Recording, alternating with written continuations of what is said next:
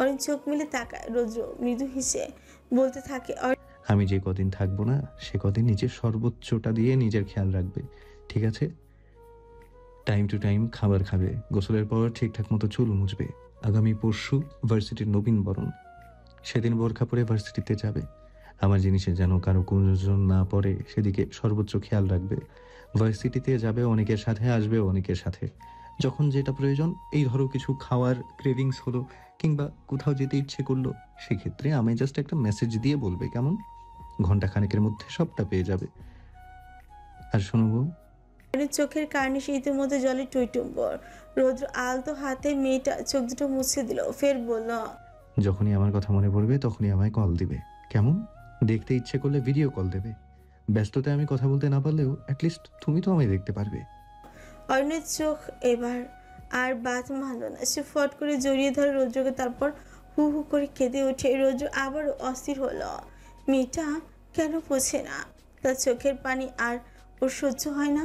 রৌদ্র আলতো হাত মেয়েটার মাথায় রাখে, অস্থির গলায় বলে, বউজান প্লিজ কাঁদিস না, তোর কান্না আমার সহ্য হয় না রে। তোর কান্না যে বড় দামি সানশাইন। কেন যখন তখন কান্না করিস? তুই কেন বুঝিস না? তোর কান্নাগুলো তীরের মতো বুকে বেঁধে আমার। প্লিজ আমায় আর কষ্ট দিস না, থেমে জানা জান বাচ্চা। তাছাড়া আমি তো আর বেশি দিনের জন্য যাচ্ছি না বউ, মাত্র সপ্তাহ খানেকের ব্যাপার। অরিন ধীরে সুস্থে কান্না থামায়, নাক টেনে টেনে বলে, আমাকেও নিয়ে চলুন আপনার সাথে। রুদ্র মুচকি হাসলো তার প্রেয়সীর বোকা কথায়। অরিনের মাথার উপর আলতো করে চুমু দিয়ে বলল, যদি পরিবারের তথাকথিত নিষেধাজ্ঞা না থাকতো তাহলে তোর বলতে হতো না সানশাইন। আমার বউকে আমি নিজের বুকে করে নিয়ে যেতাম। অরিন কি বুঝলো কে জানে। সে মৃদু নাক টেনে রৌদ্রের বুক থেকে মাথা উঠায়, রৌদ্রের গায়ের টি শার্ট টেনে টুনে ঠিকঠাক করে দিয়ে বলে, খুব তো আমায় বললেন, এবার না হয় আমিও কিছু বলি শুনুন। সময় মতো খাবার খাবেন, যত্ন নেবেন নিজের শরীরের, আর আর আর মেয়েদের থেকে 100 হাত দূরে থাকবেন, মনে রাখবেন 10 হাত দূরে। এ পর্যায়ে মৃদু শব্দ হাসতে থাকে রৌদ্র। বহু কষ্টে নিচের মুখের উপর চেপে ধরে হাসির শব্দ কমানোর চেষ্টা চালাচ্ছে ছেলেটা। তবুও কাজের কাজ তো হলোই না, বরঞ্চ তার হাসি যেন আরো বাড়ছে। রৌদ্র হাসতে হাসতে বিছানা গাইলিয়ে দেয়। অরিনের এক হাত টেনে তাকে নিজের কাছে বুকের উপর আশ্রয় ফেলে, তারপর মেয়েটার কোমর শক্ত করে জড়িয়ে ধরে, চোখ ছোট ছোট করে বলে, এত জেলাসি ম্যামের? মানুষটা তো এইটুকুন, অথচ জেলাসের পরিমাণ দেখছি বেশ বড়। অরিন মুখ ভ্যাংচায়। রৌদ্র আবারও খিলখিল করে হেসে ওঠে। তা দেখে অরিন মুগ্ধ চোখে তাকিয়ে রইল রৌদ্রের হাসির দিকে। ছেলেটা হাসলে তার চোখ দুটো হাসে। উজ্জ্বল শ্যাম বর্ণের মানুষের মুখে এহেন হাসি যে প্রচুর মনোমুগ্ধকর। রৌদ্র হাসি থামিয়ে অরিনের দিকে তাকায়, তারপর হুচ করে মেয়েটাকে পাশে শুয়ে নিজেও তার উপর ঝুঁকে আছে। হঠাৎ কাণ্ডে অরিন হতবিহ্বল হয়ে তাকিয়ে রইল শুধু। চোখের পলকেই বুঝি ঘটে গেল ঘটনাটা। রৌদ্র আলতো করে মেয়েটার মুখের উপর এসে আশ্রয় পড়া চোরগুলো সরিয়ে দিল। অরিন আজ আর দৃষ্টি সরায়নি। সে মুগ্ধ চোখে তাকিয়ে আছে রৌদ্রের পানে। রৌদ্র একটু একটু করে এগিয়ে আসে মেয়েটার ঠোঁটের দিকে, তারপর ধীরে ধীরে মেয়েটার উষ্ঠপুট টেনে নেয় নিজের উষ্ঠপুটের মাঝে। আজকে তার প্রতিটি স্পর্শ যেন আদরে। রৌদ্র সময় নিয়ে মত্ত হলো অধঃসুধা পানে। অরিন কাপা কাপা হাতে রৌদ্রের চুল আঁকড়ে ধরে। প্রায় মিনিট 5 পর অরিনের নিঃশ্বাস আটকে আসলে রৌদ্র তার উষ্ঠপুট ছেড়ে দেয়। দুজনেই অনবরত ঘন ঘন নিঃশ্বাস ফেলতে থাকে। রৌদ্র চোখ বুজে কিছু একটা ভাবল। পরক্ষণে শোয়া ছেড়ে উঠে দাঁড়ায় ছেলেটা। অরিনের দিকে না তাকিয়েই বলে ওঠে, ঘুমিয়ে পড় সানশাইন। কথাটা শেষ করে রৌদ্র দরজার দিকে এগিয়ে যেতে লাগলো। তখনই পেছন থেকে তার পিঠের কাছে টি শার্টের অংশ চেপে ধরে অরিন। রৌদ্র কিছু একটা বলার জন্য উদ্যত হতে পেছন থেকে ভেসে আসে অরিনের কণ্ঠ, রৌদ্র। থমকাই রৌদ্র। বুকের ভেতরটা কেমন থক করে উঠল। তার হৃৎপিণ্ডের কয়েকটা বিট বুঝে মিস করলো ছেলেটা। সে ধীরে ধীরে পেছনে ঘুরে শান্ত কণ্ঠে বলে, কি বললি? অরিন চোখে হাসলো আবারও, মুগ্ধ কণ্ঠে বলল, আমার রৌদ্র। ব্যাস এতটুকু কথাই বুঝি যথেষ্ট ছিল ছেলেটাকে পাগল করতে। রৌদ্র সামলাতে পারল না নিজেকে। সে এক প্রকার ঝাঁপিয়ে পড়ে অরিনের নরম সিক্ত অধযুগলের উপর। আজ কেমন ডেসপারেটলি অরিনের উষ্ঠে পুচে দখলদারি চালাচ্ছে ছেলেটা। সে মেয়েটার ঠোঁটে ঠোঁট ডুবিয়ে ধীরে ধীরে তাকে দেয়ালের সঙ্গে ঠেসে ধরে। রৌদ্র অরিনের ঠোঁট পুরোপুরি শুষে নিতেই থাকে, যেন সে এতদিন ধরে এই স্বাদটাই খুঁজে ফিরেছে। ছেলেটা ব্যাকুল হয়ে অরিনের নিচের ঠোঁট কামড়ে ধরে, তারপর আবারও সেখানটাই শুষতে থাকে। একটানা কিয়ৎক্ষণ বাদে ঠোঁটটা ছেড়ে দিয়ে আবারও জিভ চালিয়ে দেয় ঠোঁটের সীমানা জুড়ে। আজ বুঝি উন্মাদ বনে গিয়েছে ছেলেটা। আজ অরিন বিন্দুমাত্র ঠেলে দেয়নি তো ডাক্তার সাহেবকে, বরং সে নিজে তার অবশ হয়ে আসা শরীরটা রৌদ্রের বুকের সঙ্গে জড়িয়ে রেখেছে। তার সারা শরীর জুড়ে বইছে মৃদু শিহরণ। ছেলেটার এহেন বেপরোয়া স্পর্শ সইতে না পেরে তার হাত উঠে যায় রৌদ্রের ঘাড়ে, আঙুল চেপে ধরে চুলের গোড়া। রৌদ্র প্রায় অনেকক্ষণ পর ছাড়ল অরিনের উষ্ঠবোধ। মেয়েটাকে নিজের দু হাতের মাঝে দেয়ালের সঙ্গে আটকে রাখে সে। অতঃপর অরিনের কপালে কপাল ঠেকিয়ে ঘন ঘন নিঃশ্বাস ফেলতে ফেলতে বলতে থাকে, থামিয়ে দে আমায় সানশাইন, প্লিজ থামিয়ে দে, নইলে নইলে যে আজকে আমি সব বাঁধ ভেঙে ফেলবো। অরিন বুকে হাত চেপে ধরে হাঁপাচ্ছে। ওদিকে রৌদ্র অধৈর্য। সে মেয়েটার কণ্ঠদেশে মুখ গুজে দেয়, সাথে একের পর এক মৃদু কামড়ে ভরিয়ে তোলে। রৌদ্র আবারও অস্থির গলায় বলে, আর সহ্য হচ্ছে না সানশাইন, আর পারছি না নিজেকে আটকাতে। আমি আমি অরিন ধীরে ধীরে রৌদ্রের ঘাড়ে হাত রাখে। কিছুক্ষণ ঘাড়ে হাত বুলাতে রৌদ্র নিজেকে সরিয়ে আনে অরিনের থেকে। কদম পেছাতে পেছাতে নিজের চুলগুলো চেপে ধরে শক্ত হাতে ঘন ঘন নিঃশ্বাস ফেলে বলতে থাকে, shit shit shit, I am sorry বউ। তুই আর কিছু বলতে পারল না রৌদ্র। হয়তো গলায় ধরে আসে তার। কিছুক্ষণ আগে কি করতে চাচ্ছিল সে তো অরিনকে কথা দিয়েছিল, যতদিন না অরিন মন থেকে তাকে না চাইবে ততদিন সে এগোবে না। তাহলে এখন কেন কন্ট্রোল হারাতে যাচ্ছিল সে? রৌদ্র পেছাতে থাকে। কয়েক কদম পেছাতে অরিন আবারও তার হাত চেপে ধরে। রৌদ্র থমকায়, ভীত চোখে তাকায় মেয়েটার পানে, থিমি থিমি বলে, আমি ইচ্ছে করে করিনি সানশাইন, আমি তার কথার মাঝে তার ছোটে আঙুল ছেঁকায় আটকে দেয় অরিন। রৌদ্র থামলো, কিন্তু তার ভেতরকার কৌতূহল যেন মাথা চাড়া দিয়ে উঠলো। সেই কৌতূহলী চোখে তাকিয়ে রইল অরিনের দিকে। অরিনের মুখাবে নেই কোনো রাগ, অভিমান কিংবা ভয়। সেখানে আজ কেমন গভীর কিছু পাওয়ার আকাঙ্ক্ষা লিপ্টে আছে। রৌদ্র ফাঁকা ঠোক গেল। অরিন বলল, রৌদ্র, আজ আমায় একটু গভীরভাবে নিজের সাথে মিশিয়ে নেবে প্লিজ।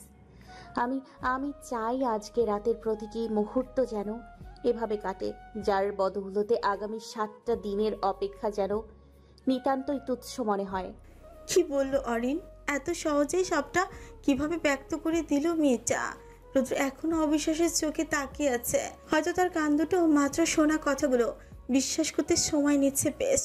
রৌদ্র পরপর চোখ গেল, সন্ধ্যার কণ্ঠে বলল, আর ইউ শিওর? অরিন চোখ নামিয়ে নিল নিজের। সম্মতি সূচক লাজুক হাসলো খানিকটা। রৌদ্র বুঝি পেয়ে গেল তার উত্তর। সে ধীর পায়ে এগিয়ে এসে ফট করে খুলে তুলে নিল অরিনকে। অরিনও চেপে ধরে রৌদ্রের ঘাড়। রৌদ্র যত্ন সহকারে মেয়েটাকে শুয়ে দিল বিছানায়। মেয়েটার উপরে খানিকটা ঝুঁকে নিচু কণ্ঠে বলল, ভয় পাবে না তো সানশাইন? অরিন প্রত্যুত্তরে মনও রইল। নিচ থেকে রৌদ্রের দিকে এক হাত বাড়িয়ে দিল। রৌদ্র আলতো করে ধরে নিল সেই হাতের উঁচু পিছে চুমু এঁকে দিল সযত্নে। রৌদ্র হাতটা নামিয়ে নেয়, তারপর নিজের গায়ে টি শার্টটা খুলে ছুঁড়ে ফেলে ফ্লোরে। অতঃপর চোখের সামনে উন্মুক্ত হয় রৌদ্রের পেটানো দেহখানা। অরিন সঙ্গে সঙ্গে চোখ দুটো বন্ধ করে নেয়। রৌদ্র ধীরে ধীরে মেয়েটার মুখের উপর ঝুঁকে আসে, আলতো করে অরিনের গালের উপর হাত রেখে ভরট কণ্ঠে বলে, চোখ খোল সানশাইন, আজ আমি তোর চোখে আমার জন্য ভালোবাসা দেখতে চাই। তোর লজ্জাগুলো নিজে থেকে ভেঙে দিতে চাই সানশাইন, প্লিজ তাকা আমার দিকে। অরিন পিটপিট করে চোখ মেলে রৌদ্রকে এতটা কাছ থেকে দেখে। তার নিঃশ্বাস বুঝি আটকে আসার চোখ। আর মেয়েটা দম খেঁচে তাকিয়ে রইল। রৌদ্র অরিনের ঠোঁটের দিকে মন্ত্রমুগ্ধের ন্যায় তাকিয়ে থেকে বলল, নিঃশ্বাস ফেল সানশাইন। অরিন নিঃশ্বাস ফেল। এতক্ষণে তার সর্বাঙ্গ জোরে কেমন কাঁপন ধরেছে। মেয়েটা ঘন ঘন নিঃশ্বাস ফেলে। রৌদ্র নেশালো চোখে তাকিয়ে দেখলো সেই বক্ষ বন্ধনীর উঠানামা। সেটা শুষ্ক ফাঁকা ঠোক গিলে যা গলাটা আবারও শুকিয়ে গেল। রৌদ্র অস্থির হয়ে অনেক সিক্ত অথচরা আবারও দখল করে নেয়। প্রথমে ধীরে ধীরে, পরবর্তীতে সেই চুম্বন হয় দৃঢ় ও মাথিত। অরিন্য আজকে পাগল করেই ছাড়ছে ছেলেটাকে। তার নরম উষ্ঠপুটের স্পর্শ, রৌদ্রের সমগ্র ফিট জুড়ে তার হাতের বিচরণ, সবটাই যেন কেমন পাগল করে দিচ্ছে রৌদ্রকে। রৌদ্র ঠোঁট ছেড়ে দিয়ে গলার কাছে নামে, সেখানে মৃদু চুমুতে ভরিয়ে তোলে। তারপর ধীরে ধীরে হাত নামিয়ে অরিনের পেটের কাছে। অরিন তৎক্ষণাৎ কেঁপে উঠছে খানিকটা। রৌদ্র আজ থামল না। কিভাবে থামবে সে, যেখানে তো সানশাইন নিজে থেকে অনুমতি দিয়েছে? আজ রৌদ্র ধীরে ধীরে অরিনের পেটের উপর থেকে টপসটা খানিকটা উপরেই তোলে। অতঃপর তার সামনে উন্মুক্ত হয় অরিনের মসৃণ উদর। রৌদ্র আলতো করে আঙুল ছোঁয় সেখানে। অরিন কেঁপে ওঠে, খপ করে চেপে ধরে রৌদ্রের হাত। রৌদ্র তার হাতে চুমু দিয়ে চেপে ধরে রাখে সেই হাত। তারপর আর কাল বিলম্ব না করে মুখ গুজে দেয় অরিনের উদরে। আর মৃদু চিৎকার দিয়ে ওঠে। রৌদ্র অরিনের উদরে একের পর এক চুমু দেয়। তারপর নিজের মুখ তুলে অরিনের দিকে তাকায়। এক হাতে অরিনের মুখ চেপে ধরে ফিসফিস করে বলে, সরি সানশাইন। পরক্ষণেই কোনো রূপ কাল বিলম্ব না করে জোরালোভাবে দাঁত বসিয়ে দেয় অরিনের পেঁচে। হঠাৎ আক্রমণে অরিন চিৎকার দিয়ে ওঠে, কিন্তু মুখের উপর রৌদ্রের হাত চেপে রাখায় সে আওয়াজ খুব একটা বেরোল না। অরিনের চোখ বেয়ে চুপ চুপ করে দুফোঁটা অশ্রু গড়িয়ে পড়ে। রৌদ্র অপরাধী স্বরে বলে, মাফ করে দে সানশাইন, কিন্তু আমি ইচ্ছে করেই এমনটা করলাম, যাতে আমি দূরে থাকলেও আমার দেয়া এই চিহ্নগুলো দেখে তুই কিছুটা হলেও স্বস্তি পাস। যতবার দাগটা দেখবি ততবার মনে পড়বে আমি সশরীরে তোর খুব কাছাকাছি না থাকলেও এর মাধ্যমে তোর অঙ্গে জুড়ে থাকবো। অরিন কান্না থামায়, রৌদ্রকে জড়িয়ে ধরে শক্ত করে। রৌদ্র অস্থির হলো, বলল, প্লিজ নিজেকে কন্ট্রোল কর সানশাইন। তুই যদি এমন করিস তাহলে আমি কিভাবে নিজেকে সামলাই বলতো? অরিন শুনল না সে কথা। সে এক প্রকার গো ধরেই বসে এলো। রৌদ্র এবার অরিনকে বুক থেকে উঠিয়ে বিছানায় শুয়ে দেয়। তারপর নিজেও তার পাশে শুয়ে মেয়েটাকে নিজের বুকে টেনে নেয়। অরিনের মাথায় আদুরে হাত বুলিয়ে বলতে থাকে, আমার সানশাইন, আমার বউজান, একটু বুঝো পাখি। এখন কিছু একটা করে ফেললে সমস্যা হতে পারে। তাছাড়া তোমার রুমে আমি আছি, এটা কেউ ঘুণাক্ষরেও টের পেলে কেলেঙ্কারি হয়ে যাবে। তুমি একটু ধৈর্য ধরো বউজান, আমি কথা দিচ্ছি একবার সবটা ঠিকঠাক হয়ে গেলে রোজ রাতে তোমায় কাঁদাবো আমি। তোমার সর্বাঙ্গ জুড়ে থাকবে আমার, শুধু আমারই বিচরণ। অরিন হয়তো বুঝলো সবগুলো কথা। সে আদরে বিড়াল ছানার মতো পড়ে রইল রৌদ্রের বুকে। রৌদ্র একা একা অনেকগুলো কথা বলে গেল। কথা শুনতে শুনতে একটা সময় অরিনেরও নিঃশ্বাস ভারী হলো। রৌদ্র বুঝলো মেয়েটা ঘুমিয়ে গিয়েছে। সে আরও কিছুক্ষণ মেয়েটার মাথায় হাত বুলিয়ে দিল। মেয়েটা যখন ঘুমে কুপকাত, তখন তাকে বালিশে শুইয়ে দিয়ে উঠে বসে রৌদ্র। ধীরে ধীরে অরিনের পেটের কাছে এসে নিজের দেওয়া ক্ষতটার দিকে তাকিয়ে রইল কিয়ৎক্ষণ। হঠাৎ করে রৌদ্র টের পেল তার চোখ দুটো কেমন ভিজে উঠেছে।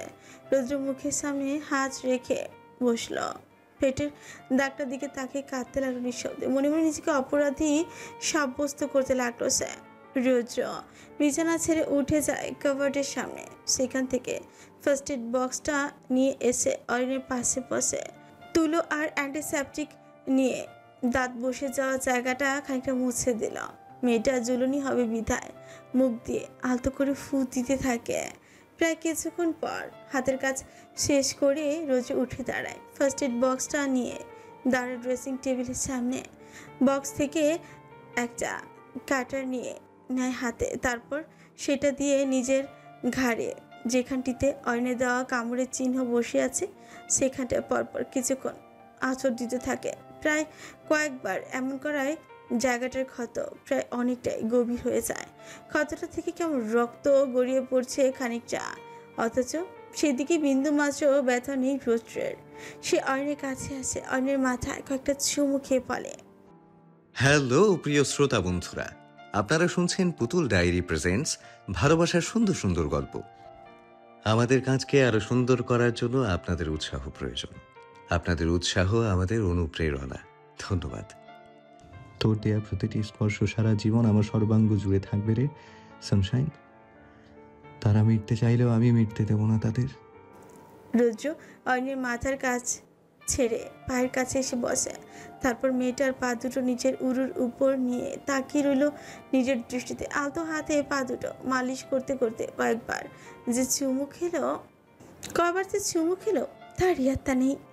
চারদিক থেকে ভেসে আসছে ফজরের আজানের ধরে। রৌদ্র এখনো বসে আছে, তার সানশাইনের মাথায় হাত বুলিয়ে যাচ্ছে।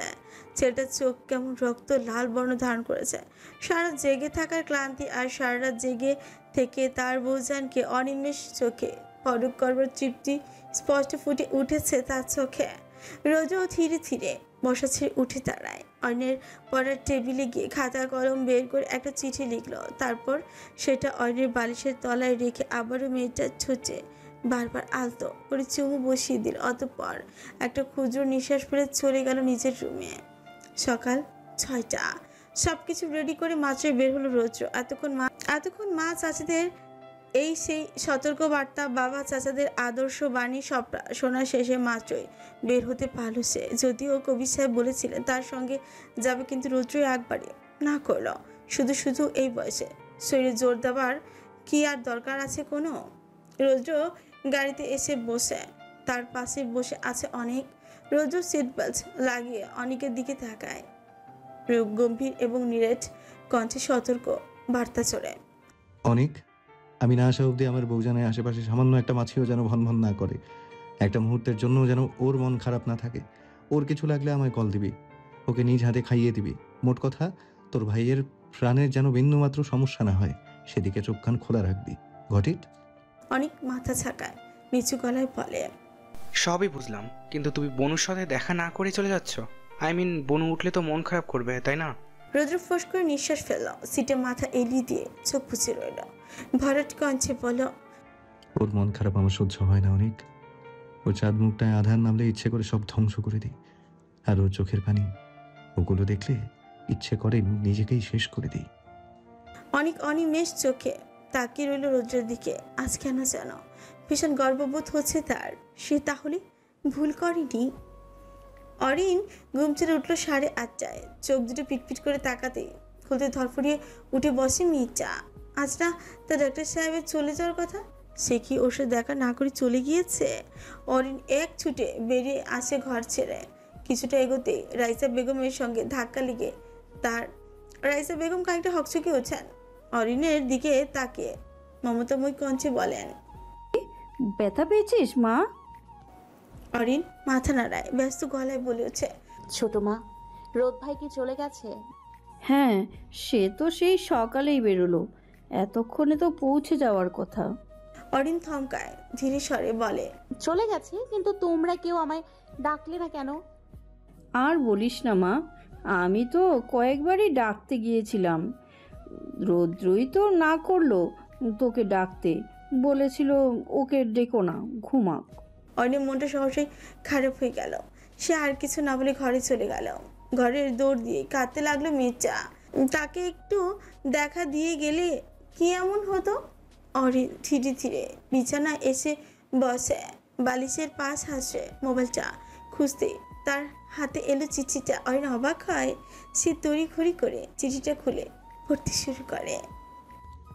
প্রিয় বউজান, প্রথমেই আপনার কাছে লক্ষ কোটি ক্ষমা চেয়ে নিচ্ছি আপনাকে দেখা না দিয়ে আসার জন্য। জানি আপনি ভীষণ রেগে আছেন আমার উপর, কিন্তু আমি আর কি বা করবো বলুন। আপনার ওই ছলো ছলো চোখ জোড়া দেখলেই নিজেকে পাগল পাগল লাগে আমার। ইচ্ছে করে আপনাকে সামনে বসিয়ে আপনার মন খারাপের কারণগুলো শুনতে, আপনার মুখে হাসি না ফোটা অবধি আপনার সঙ্গে পাগলামি করতে। কিন্তু বউজান, আমার হাতে তো এত সময় নেই। আমার যে নিজের প্রফেশনটাকেও সম্মান করা উচিত, তাই না বলুন? আমি জানি বউজান, আপনি বেশ বুদ্ধিমতী। দেখেন আবার এই বুদ্ধিমতী যেন আবার আমার জন্য পাগলামি না করে, নিজের যত্নটা যেন ঠিকঠাক মতো নেয়। কেননা একটা কথা মাথায় রাখবে সানশাইন, তুমি যতটুকু ভালো থাকবে তোমার ডাক্তার সাহেবও ততটাই ভালো থাকবে। তাই এবার না হয় একটু হাসো বউজান। হেই হেই, তুমি হাসলে তো, দেখলে আমি না থাকলেও আমার কথাগুলো তোমায় কি সুন্দর হাসাতে পারে। এই শোনো বউজান, নিজের খেয়াল রেখো কেমন। ইতি, তোমার ডাক্তার সাহেব। অরিনের চোখ ভিজে আসে। নিজ অজান্তেই দুফোঁটা নোনা জল গড়িয়ে পড়লো হাতে মেলে রাখা চিঠির গায়ে। অরিন চোখ বন্ধ করে চিঠিটা বুকে চেপে ধরে, মুখ হা করে নিঃশ্বাস ফেলছে মেয়েটা। বোঝাই যাচ্ছে হয়তো নিঃশ্বাস ফেলতে ভীষণ রকমের যন্ত্রণা হচ্ছে তার। অরিনের চোখ বেয়ে এখনো চুপচুপ করে অশ্রুকণা ছড়ছে। কিয়ৎক্ষণ বাদে সে বুকে চেপে রাখা চিঠিটা আবারও সামনে আনে, তারপর একের পর এক চুমু এঁকে দেয় চিঠিটার গায়ে। অরিন ভেজা চোখেই আলতো হাতে চিঠিটা হাত বোলা। এই মুহূর্তে তার ইচ্ছে করছে মানুষটার কাছে ছুটে গিয়ে তাকে শক্ত করে জড়িয়ে ধরতে। কি দরকার তাকে এত ভালোবাসার, কি দরকার তাকে এতবার মুগ্ধ করার? শ্যাম বরণ সুদর্শন মানুষটা কি জানে না তার এন কাণ্ড মেয়েটাকে ঠিক কতটা ভয়ঙ্করভাবে তার প্রতি আসক্ত করেছে? অরিন আলতো করে হাতের উল্টো পিছে দু চোখ মুছল, তারপর বিছানায় পা সাজে মোবাইলটা হাতে নিল। ভাবলো একবার কি মানুষটার কাছে ফোন দেওয়া উচিত। পরক্ষণে আবার কি মনে করে, মনে ওঠা এন ইচ্ছাকে এক প্রকার ধামা চাপা দিয়ে ফোনটা পাশে রেখে দিল অরিন। তারপর হাতে থাকা চিঠিখানা নিয়ে খানিকক্ষণ নিজের মতো করে কথা বলতেই লাগলো। দূর থেকে কেউ এইসব দেখলে নিঃসন্দেহে বলতো মেয়েটা পাগল হয়েছে, কিন্তু তাতে অনেক কিছু যায় আসলে তো। এভাবেই হয়তো মিনিট 5 পেরোলো। তারপর পাশে থাকা ফোনটা হুট করে কর্কের শব্দ তুলে বেজে উঠছে। অরিন তড়িঘড়ি করে ফোনটা হাতে নেয়, স্ক্রিনে ভেসে ওঠা নাম্বারটার দিকে একবার তাকে তৎক্ষণাৎ চোখ বন্ধ করে। তারপর আবারও চোখ মেলে মেয়েটা হয়তো সে নিশ্চিত হলো এটা আদৌ তার ডাক্তার সাহেবের কল কিনা। নিশ্চিত হওয়া শেষে অরিন যেই না ফোনটা রিসিভ করবে তার আগেই কলটা কেটে যায়। অরিন কিছুক্ষণ হতবিহ্বল হয়ে তাকিয়ে রইল ফোনটার দিকে। পরক্ষণে যেই না সবটা বোধগম্য হলো অমনি শুরু হলো মেয়েটার হাসপাস। ইস, কি করলো এটা ও? মানুষটা নিজ থেকে কল দিল আর ও কিনা। অরিনের ভাবনার মাঝে আবারও কল এলো তার ফোনে। মেয়েটা এবার আর আগের ন্যায় ভুল করলো না। সে তড়িঘড়ি করে ফোনটা রিসিভ করে কানে ঠেকায়। ওপাশ তখনও নিশ্চুপ। অরিনও চুপ করে রইল। কিছুক্ষণ বাদে ওপাশ থেকে ভেসে এলো রুদ্রের ভরাট কণ্ঠ। সানশাইন। অরিন চোখ বন্ধ করে নেয় আবারও। গলার কাছটায় কেমন যেন একটা ব্যথা ব্যথা করছে তার। তাই তো কথাগুলো কেমন গলার কাছেই আটকে যাচ্ছে বারংবার। মেয়েটা শুষ্ক ঠোক গেলে নিজেকে স্বাভাবিক করার আপ্রাণ চেষ্টা চালালো, অথচ ফলাফল বরাবরই শূন্য। ওপাশে রোজরু হয়তো কিছুটা হলেও আজ করতে পেরেছে বিষয়টা। সে কেমন নরম গলায় বলল, বৌজান, ও বৌজান, কথা বলবে না আমার সাথে? অরিন আহত হাসল, ধরে আসা গলায় কোনো মতে বলল, সেটা কি আদৌ কোনোদিন সম্ভব হয়েছে আমার দ্বারা? রুদ্র স্মিত হাসল, গাড়ির ব্যাক সিটে গা এলিয়ে বসলো খানিকটা। তারপর চোখ বন্ধ করে মেয়েটার স্নিগ্ধ সুশ্রী মুখখানাকে কল্পনা করতে করতেই বলল। কাজ ছিলি এতক্ষণ, তাই না? অরিন নাক টানলো ধীরে ধীরে, পুরো গা এলিয়ে দিল বিছানায়। তারপর মোটা কণ্ঠে কপট ভাব নিয়ে বলা, কে বললো এমনটা? আমি মোটেও এমন কিছু করিনি ডাক্তার সাহেব। তাছাড়া এইটুকু ব্যাপার নিয়ে কাদারি বা কি আছে? রোজও এবার ফিচেল হাসল, এক হাত দিয়ে চুলগুলো ব্রাশ করতে করতে মিহিসরে জবাব দিল। ব্যাপারটা এইটুকুই আসলেই? অরিন চুপ করে গেল। এ কথার প্রত্যুত্তরে এখন ঠিক কি বলা যায় তা হয়তো সে ভাবছে। অরিনকে চুপ করে থাকতে দেখে ওপাশে রৌদ্র হয়তো খানিকটা ক্ষুদ্র নিঃশ্বাসও ফেল। কেননা সে নিঃশ্বাসে আছড়ে পড়ার শব্দ যে স্পষ্ট কানে এসেছে অরিনের। অরিন এবার আর কোনো ভনিতা না করে ধরে আসা গলায় বলল, আপনি ভীষণ পচা ডাক্তার সাহেব, ভীষণ পচা। আমায় একটু দেখা দিয়ে গেলে কি এমন ক্ষতি হতো শুনি? আমি নিশ্চয়ই এতটাও নির্বোধ না যে কান্নাকাটি করে আপনাকে যাওয়া থেকে আটকাতাম। রৌদ্র মনোযোগ দিয়ে শুনল অভিমানীর অভিযোগ। তাকে এমন চুপ করে থাকতে দেখে অরিন সুকুচ গেল। সন্দিগ্ধ কণ্ঠে প্রশ্ন করল, চুপ করে আছেন যে? আমার সঙ্গে কথা বলতে ইচ্ছে করছে না বুঝি? মৃত্যুর আগ অব্দি এই ইচ্ছে মিটবে বলে মনে হয় না সানশাইন। রোজের ভারী কি কণ্ঠ, বুকটা কেমন ধক করে উঠে অরিনের। মেয়েটা চট করে নিজের চোখ দুটো বন্ধ করে নেয়। মুহূর্ত বাদেই বন্ধ চোখ দুটো ছাপিয়ে বেরিয়ে আসে কয়েক ফোঁটা নোনা জল। ওপাশে রৌদ্র নেশব ক্ষণে ক্ষণে শোনা যাচ্ছে তার উষ্ণ নিঃশ্বাসের আছড়ে পড়ার শব্দ। অরিন বেশ মনোযোগ দিয়ে শুনল সবটা। কিছুক্ষণ পেরোতে সে বলল, ভালোবাসি ডাক্তার সাহেব। ওপাশে রৌদ্র হয়তো দীর্ঘ একটা নিঃশ্বাস ফেলল, তারপরে জবাব দিল আগের ন্যায় ভরাট কণ্ঠে, ভালোবাসি আমার তুমি এটাকে। সকাল গড়িয়ে বেলা নেমেছে বেশ আগে। এহসান বাড়ির সকলেই আজ প্রচুর ব্যস্ত। সেই সকাল থেকে রসোই ঘরে খুন্তি নাড়ছেন জোবাইদা বেগম আর রাফিয়া বেগম। মানুষ দুটো সেই যে রান্নায় হাত ভরালো, তারপর তো আর একেবারের জন্য বেরোলো না রান্নাঘর থেকে। অবশ্য তাদের এত খাটাখাটনির কারণ আছে বইকে।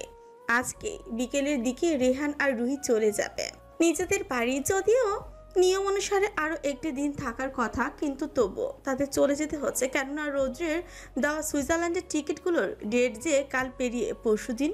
সব কিছু গোছগাছেরও তো একটা ব্যাপার আছে না। তাই রেহান আগে থেকে সকলকে জানিয়ে দিয়েছে আজ সে চলে যাবে। অজ্ঞতা এসার বাড়ির মানুষও আর তেমন কিছু বলেনি তাকে। রাইসা বেগম আর মাইমুনা বেগম মিলে হাতাহাতি করে কয়েক ধরনের পাকন বানাচ্ছেন। যদিও রান্নার ব্যাপারে তাদের জ্ঞান খুব একটা নেই, তবুও তারা আজ নিচু থেকেই বড় যাদের বলে দেওয়া নিয়ম অনুযায়ী হাত লাগাচ্ছেন কাজগুলোতে। কেননা একা দুটো মানুষই বা আর কতটুকু করবে। মেহরিন বেগমও আজ বেজায় ব্যস্ত। তার স্বামীরও ছুটি শেষ। আজকের মধ্যেই তাদেরও ফিরতে হচ্ছে নিজ বাসস্থানে। মেহরিন বেগম বাড়ির হেল্পিং হ্যান্ড কুমুকে নিয়ে ঘরদোর গোছাচ্ছেন। সকলের এত এত ব্যস্ততার মাঝে তিনি আর কি আর বসে থাকতে পারেন। মেহরিন বেগম কাজের ফাঁকে এক পলক তাকালেন ছোট ভাবিদের দিকে। মানুষ দুটো কি সুন্দর হেসে খেলে কাজগুলো করছে। মেহরিন ধীর পায়ে এগিয়ে এলেন তাদের কাছে। টেবিলের উপর পড়ে থাকা বড় ডিশটার উপর থেকে একটা বালুশাহী মিষ্টি তুলে মুখে দিলেন। মিষ্টিটা মুখে নিয়ে তিনি কিছুক্ষণ চুপ করে থাকলেন। তার এরূপ মুখভঙ্গি দেখে চিন্তিত হলেন রাইসা বেগম আর মাইমুনা বেগম। তারা তো ধরে নিলেন মিষ্টিটা হয়তো একেবারে বিষাদ হয়েছে খেতে। মাইমুনা বেগম ভয়ে ভয়ে চিৎকার করলেন, মিহু কেমন হয়েছে রে? মেহরিন বেগম হাত চোখে চাইলেন মাইমুনা বেগমের দিকে, তারপর মুখে থাকা মিষ্টিটা গিলে বলেন, কেমন হয়েছে মানে একেবারেই ফার্স্ট ক্লাস, একদম মেজো ভাবির হাতে বানানোর মিষ্টির মতো হয়েছে। মেহরিনের কথা শুনে হাঁপ ছেড়ে বাজলেন মাইমুনা আর রাইসা বেগম। রাইসা বেগম তো স্বস্তির নিঃশ্বাস ফেলেই বসেন। মেজবুর রেসিপি ফলো করছি, তাই রেজাল্টটাও যে তার মতো ফার্স্ট ক্লাস হবে, তাই না? মাথা নাড়লেন মাইমুনা বেগম। হাতের তালুতে লাড্ডুর ডো নিয়ে ঠিক শেপ দিতে দিতে বলেন, তাজা বললি, মেজুপুপুর রেসিপি ফেল করার চান্সই নেই। সদ্য গোসল ছেড়ে ড্রেসিং টেবিলের সামনে দাঁড়িয়ে চুল মুছছে অরিন। চুল মোছার এক পর্যায়ে তার মনে পড়ল গত রাতে বলা রোজের প্রতিটি কথাগুলো মনে পড়তেই অরিন কেমন আনমনি মুচকি হাসলো। আসবো অরি? দরজার কাছ থেকে ভেসে আসা পরিচিত কণ্ঠে সেদিকে ফিরল অরিন। দেখতে পেল রুহি দাঁড়িয়ে আছে দরজায়। অরিন তড়িঘড়ি করে বলে হচ্ছে, কি আমার রুমে আসতে তোমার আবার অনুমতির প্রয়োজন পড়ছে কেন রুহিপু? চলে এসো ভেতরে। রুহি স্মিত হেসে রুমে ঢুকলো। অরিনের কাছে এসে মেয়েটার হাত ধরে তাকে বিছানায় বসিয়ে নিজেও তার পাশে বসলো। তারপর নিচু কণ্ঠে অভিমান মিশিয়ে বলল, আচ্ছা আমি কি তোর এতটাই বড় অরি? কেন একটিবারও নিজের মনের কথাগুলো বললি না আমায়? কেন বললি না তুই আমার ভাইকে ভালোবাসিস? আমি কি সত্যি এগুলো বলার মতো যোগ্য মনে করিস নি অরি? আজ যদি রেহান আমায় সবটা না বলতো তাহলে হয়তো কোনোদিন এই বিষয়ে কিছু জানাই হতো না আমার। অরিন তৎক্ষণাৎ মাথা নাড়ায়। রুহির কোলের উপর পড়ে থাকা হাত দুটো চেপে ধরে বলে, এই না না না, তুমি ভুল ভাবছো রুহিপু। আমি আসলে কিভাবে বলতাম সবটা সেটাই বুঝে উঠতে পারিনি। প্লিজ তুমি মন খারাপ করো না। আমি সত্যি বলতাম তোমায়, কিন্তু তেমন কোনো সুযোগ না পেয়ে আর বলতে পারিনি। বলি মাথাটা নিচু করে নেয় অরিন। তা দেখে রুহি আলতো হাসল। অরিনের চিবুক উপরে তুলে মিশারে বলল, থাক আর মন খারাপ করতে হবে না। এখন একটা কথার উত্তর দে তো।